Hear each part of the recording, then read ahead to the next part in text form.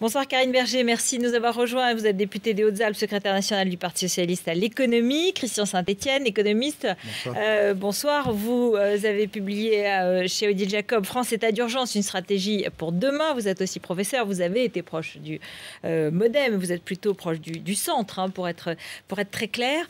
J'aurais qu'on écoute juste un petit extrait.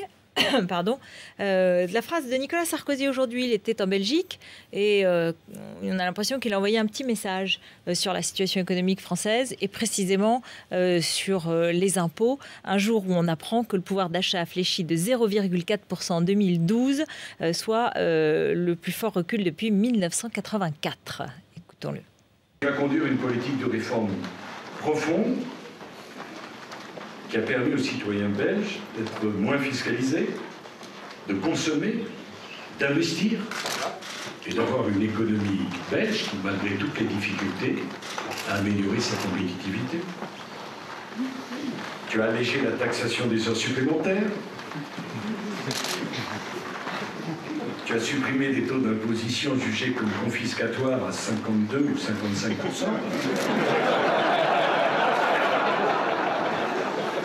Je précise que je ne parle que de la Belgique. Un cousin parmi les Belges. Voilà, c'était sur le ton de l'humour, mais tout le monde a bien saisi le message. Karine Berger. Mais mon Dieu, mais c'est cette politique-là qu'il a mis à la porte de l'Élysée il y a quelques mois. J'arrive même pas à comprendre comment M. Sarkozy peut faire de l'humour. Bon, sa situation personnelle est un peu compliquée depuis quelques jours, d'une part. Et puis par ailleurs, c'est exactement ce que les Français ont sanctionné comme politique. J'ajoute d'ailleurs que dans la dernière convention fiscale de l'UMP, non seulement ils considèrent effectivement que ce qui les a envoyés dans l'opposition doit être remis sur la table, mais en plus, ils veulent renforcer encore l'austérité, baisser encore plus la dépense publique, le nombre de fonctionnaires, etc. C'est exactement ce qui a mis la France dans la situation où elle est aujourd'hui, le surendettement, la situation économique extrêmement fragile. J'arrive même pas à comprendre comment on peut faire de l'humour là-dessus. Et je pense pas que les Français trouvent ça très drôle, d'ailleurs. Christian Saint-Etienne. Je ne serais évidemment pas d'accord, mais pas pour les raisons qu'on peut imaginer. En fait, la situation de la France, elle est extrêmement grave, mais ce n'est pas lié uniquement à l'arrivée depuis 6 mois d'un nouveau gouvernement. C'est parce que depuis 15 ans, on vit sur la base d'une erreur stratégique majeure. On a laissé le pays se désindustrialiser massivement, alors même qu'on est rentré dans la 3e révolution industrielle. On ferme les usines depuis une douzaine d'années à un rythme accéléré et encore plus vite depuis 4 ans. Donc on a une crise économique majeure et je ne pense pas que l'erreur de Sarkozy ait été sa politique fiscale. C'est surtout le fait que depuis une douzaine d'années, on n'a pas pris la mesure de la vague de désindustrialisation qui est en cours et nous devons impérativement reconstruire un appareil de production compétitif aussi rapidement que possible. On est d'accord avec Christian Saint-Etienne, sauf qu'il y avait des gens en responsabilité au cours des 10 dernières années et qui ont regardé les bras ballants se détruire 750 000 emplois dans l'industrie. L'absence de réaction au cours des 10 dernières années fait qu'effectivement, la France est dans une situation grave, mais que nous allons pouvoir répondre à cette situation. Par rapport à Karine, j'ai juste une petite question de datation. Moi, je pense que c'est à partir de 98-99 que... C'est-à-dire vous intégrez Lionel Jospin, et elle ne l'intègre pas. Voilà, pour être clair. Je pense qu'il y a 14-15 ans... Voilà. Non, mais c'est parce que, si vous voulez, c'est pas les 35 heures. Les 35 heures sont la conséquence d'une vision qui s'installe au milieu des années 90, selon laquelle on entre dans un monde post-industriel, post-travail, qui est une erreur fondamentale, puisqu'en fait, on entre dans un monde qui est plutôt hyper-industriel, à base de robotisation, où on doit investir massivement. Donc, sur ce point, on n'a pas de divergence avec Karine, mais en revanche, on a une petite divergence malgré tout. Je pense que la fiscalité, c'est pas en matraquant fiscalement qu'on va aider à réindustrialiser. Mais ceux qui matraquent fiscalement, c'est la convention fiscale de l'UMP. On a un pouvoir d'achat qui fléchit de 0,4%, on disait, et on a le sentiment quand même, et je fais le lien avec ce que disait Nicolas Sarkozy, à tort ou à raison, que les Français ont le sentiment que ce pouvoir d'achat, il a fléchi aussi à cause des impôts, à cause de la pression fiscale. Et peut-être qu'elle a commencé depuis 2011, hein, mais elle s'est accentuée, elle a commencé en 2011 et elle s'est poursuivie en 2012. La première problématique du pouvoir d'achat en France, c'est l'emploi. La destruction d'emplois, c'est vrai que la France a malheureusement vu disparaître 100 000 emplois en deuxième moitié de l'année 2012. Et c'est ça qui fait reculer le pouvoir d'achat des Françaises et des Français en fin de l'année 2012. C'est la première raison. Et c'est pour ça d'ailleurs que la première réponse du gouvernement, c'est la création d'emplois, les emplois d'avenir, les contrats de génération.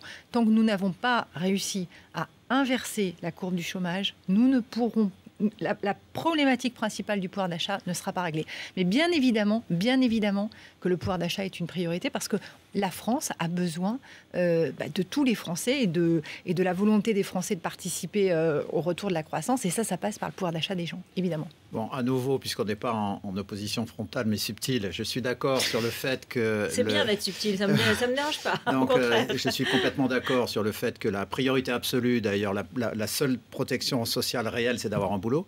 Donc, le fait qu'on ait perdu 100 000 emplois, ça contribue à l'insécurité générale et ça contribue à la perte globale de pouvoir d'achat, mais tout de même, on a rajouté 40 milliards d'impôts dans les 2 dernières années. Il faut d'ailleurs le dire objectivement, c'est moitié sous Fillon, moitié sous Ayrault. Et donc, c'est 40 milliards d'impôts qui grèvent le pouvoir d'achat. Oui, mais ce n'est pas du tout les mêmes types de choix de sollicitation des Françaises et des Français. Bon, le résultat est le même. Non, pas du tout. Vous ne pouvez pas dire ça.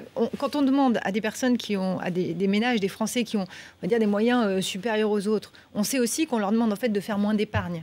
C'est vrai qu'on a demandé d'abord un effort aux gens qui ont les moyens parce que ça réduit.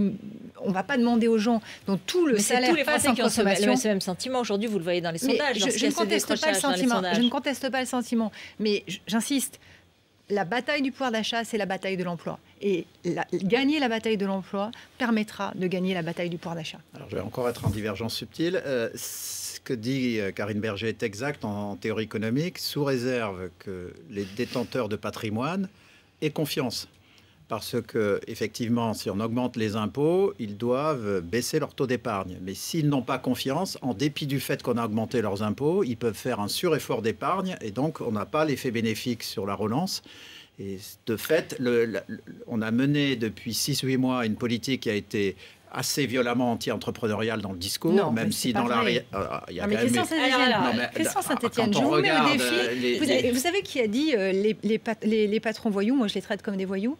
C'est Nicolas Sarkozy. C'est Nicolas Sarkozy qui a eu cette phrase. Je vous mets au défi de citer un ministre du gouvernement qui parle des patrons en général. Oui, Montebourg avec les Peugeot, ça a été d'une violence inouïe. Eh bien, Monsieur Breton sur Monsieur Mittal, je peux vous assurer, avait des propos que je ne permettrai pas de reciter. Disons que dans les deux cas, c'est malvenu. Sur des cas de dureté de négociation sur des entreprises, peut-être que certains mots ont été utilisés. Mais sur l'ensemble des entrepreneurs, des entreprises ou des patrons, aucune phrase négative n'a été prononcée par un ministre de ce gouvernement. Sinon, citez-la moi. Non, mais dans la loi citez-la moi. Non, mais vous me dites qu'il y a des propos durs. Il n'y en a pas. 2013, il n'y en a pas. L'aggravation extrêmement forte de la fiscalisation des plus-values qui a bloqué le développement de l'économie entrepreneuriale, ça s'est accompagné d'un discours qui a été négatif. Les pigeons. Enfin, on ne va pas refaire le débat des pigeons, mais il se trouve que. Oui, mais enfin, c'est un sentiment qui existait et qui n'était pas accompagné ni de phrases négatives sur les entrepreneurs et les entreprises, que le président de la République lui-même n'ait pas tenu des phrases agressives, que Ayrault lui-même, à la fin août à HEC, ait tenu un discours pro-business, ok, mais il y a quand même eu quand même qu'on le dise une bonne fois pour toutes. Il y a eu un climat global au second semestre qui n'était pas favorable aux entreprises. Qui était un ressenti d'entreprise qui ne venait pas du discours du gouvernement. À ce moment-là, le gouvernement aurait dû corriger le discours. Alors, on a le sentiment, c'est surtout dans la campagne électorale que ce discours a dominé et qu'une fois arrivé au pouvoir, les réalités sont revenues et que du coup, le discours a évolué. Mais le problème, c'est que le mal était fait, et y compris sur le plan fiscal, puisque y compris cette taxe de 75%, on ne sait pas du tout ce qu'elle va devenir, mais le mal a été fait. Oui. L'esprit, beaucoup d'étrangers croient qu'elle existe, la taxe de 75%. Ça, c'est frappant. Il y a beaucoup de gens qui croient que c'était mis Je crois qu'il ne faut pas tout mélanger. La taxe à 75% porte sur les revenus de personnes gagnant plus d'1 million d'euros par an. Ça n'a rien à voir avec l'écrasante majorité des entrepreneurs et des chefs d'entreprise de ce pays. Je voudrais quand même le rappeler parce que ce n'est pas tous les chefs d'entreprise qui se sentent concernés par la taxe à 75%. Les journaux étrangers ne nous ont pas fait de cadeaux. Ils ont oublié de dire que c'était au-dessus d'1 million d'euros.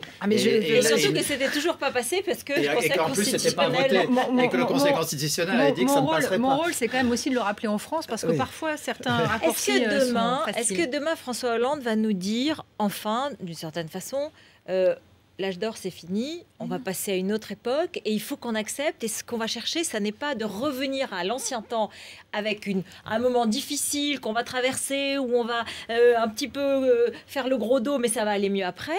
Est-ce qu'il ne va pas nous dire, non, ça va être très dur, on change d'époque. Mais Hotel Krief, ce discours n'a, pour les Françaises et les Français, aucun intérêt. Enfin, je veux dire, si vous expliquez aux gens que les choses vont aller mal, vont aller mal et qu'il n'y a pas d'avenir, je ne vois vraiment pas pourquoi on réclame des responsabilités politiques. Le discours de François Hollande, du président de la République, j'espère que ce sera l'inverse. C'est un discours de puissance, un discours de souveraineté, un discours, j'ai envie de dire, de sens pour l'ensemble du pays.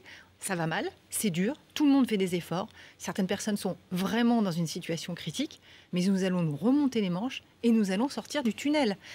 Si nous n'avons pas ce discours en tant que responsable politique, encore une fois, je pense que nous n'avons pas à nous présenter aux élections.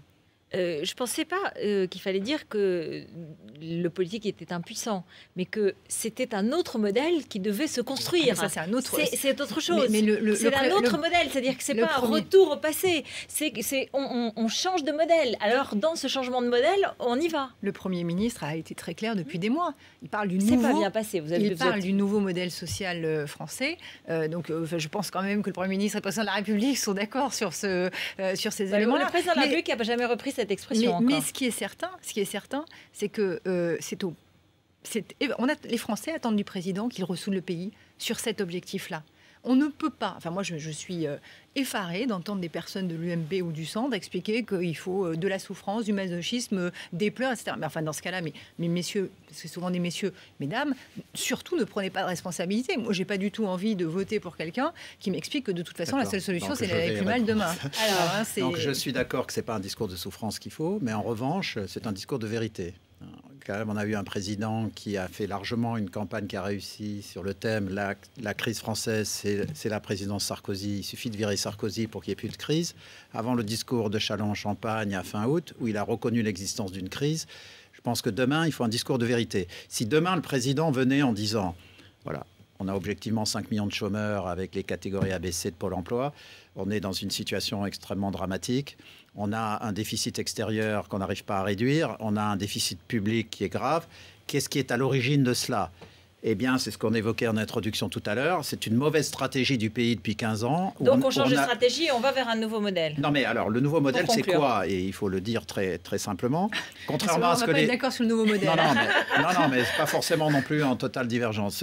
Quand on observe les 15 dernières années, contrairement à ce que les Français pensent, la consommation est sous-imposée en France par rapport aux autres pays. Et si on veut relancer la production, il va falloir balancer une part très significative des impôts de la production vers la consommation, sinon on n'aura pas de relance de la production. Et ça, les Français peuvent le comprendre. Mais M. Saint-Etienne s'acharne sur l'ancien modèle. Merci. Sur l'ancien modèle.